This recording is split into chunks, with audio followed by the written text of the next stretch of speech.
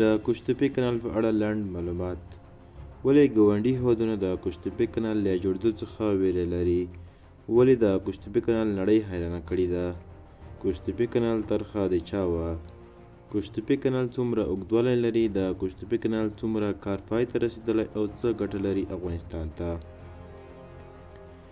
دا هغه پوښتنې دي چې ځواب یې په دغه ویډیو کې پیدا کولی شئ. نو هیله ده چې ویډیو تر پایه وګورئ. زه فرمان الله ریحان یو ځل بیا ستاسو په چوپړ کې ښه راغلاست وایم. د قوشتېپې کانال پروژه د سردار محمد داود خان په وخت کې طرحه شوه، خو ایله اوس یې د بشپړېدو هیلې راژوندۍ شوي. قوشتېپې کانال 285 کیلومتره اوږد دی.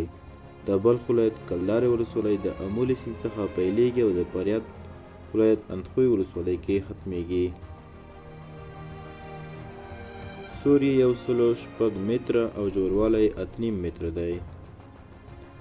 په هره ثانیه کې د 650 متر مکعب اوبو د انتقالولو ظرفیت لري چې 5,500,000 هکټاره ځمکه خړوبولی شي. په قوشتېپې کانال کې 150 شرکتونه فعالیت کوي چې شاوخوا 6,000 نفرو ته پکې د کار زمینه برابره شوې ده. دا کانال د 80,000 هکټارو ځمکو خړوبولو وړتیا لري. پر دې کانال د اورګاډو او موټرو د تګ لپاره له اوسه پر کړنو هم کار روان دی. قوشتېپې کانال 3 پړاوونه لري. اول 108 کیلومتره اوږدوالی لري. د امولې سیند څخه پیل او د بلخ دولت آباد ولسوالۍ ته رسیږي چې اوس تقریبا بشپړ شو. دوهم پړاو اوږدوالی 107 کیلومتره دی چې د بلخ له دولت آباد څخه پیل او د جوزجان ولایت له اقچې ولسوالۍ څخه تیریږي او د فاریاب ولایت له اندخوی ولسوالۍ ته رسیږي.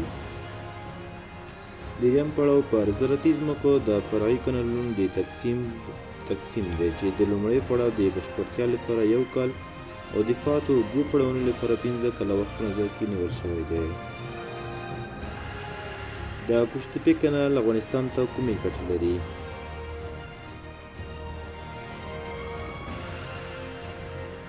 افغانستان به د غنمو په لحاظ پر ځان بسیا شي، ان صادروونکی هېواد به شي. دا کانال په ځمکه کې د سلګونو بېلابېلو زراعتي فارمونو جوړېدل. افغانستان به په برېښنا بسیا شي او حتی ګاونډي هېوادونه به یې محتاج شي. کابو 50 میلیونه وګړو لپاره عاجل غذایي مواد برابرولی شي. د اقتصادي کارپوهانو له نظره د قوشتېپې کانال پروژه به د افغانستان د شمالي ولایتونو بسیاینه کې په اقتصادي او زراعتي لحاظ ځانګړی رول ولوبوي. د یادې پروژې په تطبیق سره به افغانستان د غنمو په برخه کې مکمل پر ځان بسیا شي، بلکې ګاونډیو او نورو هېوادونو ته به صادرات هم ولري. اساسي سوال دا دی چې ولې ګاونډي هېوادونه د قوشتېپې کانال له جوړېدو څخه ویره لري؟ د دې سوال لپاره کیدای شي څو ځوابونه ولرو. لومړی، د قوشتېپې کانال په جوړېدو او تطبیق سره به د امو دریا ښکتني هېوادونه له هغو 15 سلنه اوبو محروم شي چې د افغانستان حق و، خو تر اوسه دوی ترې استفاده کوله چې دا کار به د یادو هېوادونو په اقتصادي خصوصا زراعتي څانګه کې کموالی راولي. دویم، د قوشتېپې کانال په جوړېدو سره به د افغانستان د غنمو او نورو زراعتي حاصلاتو په برخه کې پر ځان بسیا شي او نور به د منځنۍ اسیا هېوادونو څخه غنم او اوړه نه اخلي چې دا خپله یوه اقتصادي ضربه ده او دوی به د خپلو زراعتي حاصلاتو یوه دایمي اخیستونکي له لاسه ورکړي.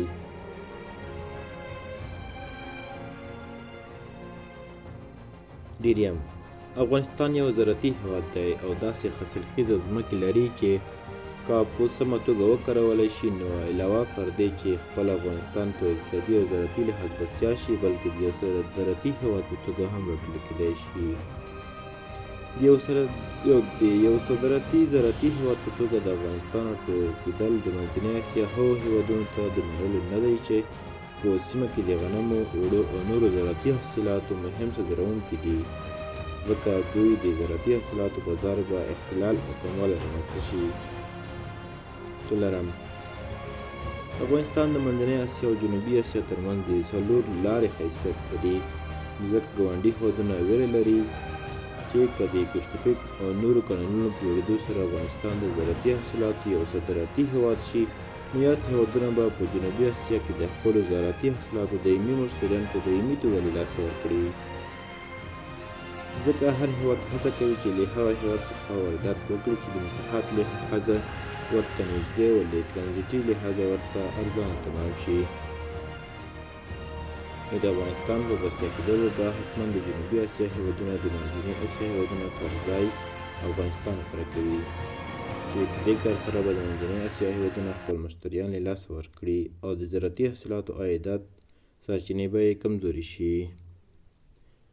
د معلوماتو د کتلو او اورېدلو مو نړۍ مننه. که معلومات مو خوښ شوي وي له نورو دوستانو سره یې هم شریک کړئ.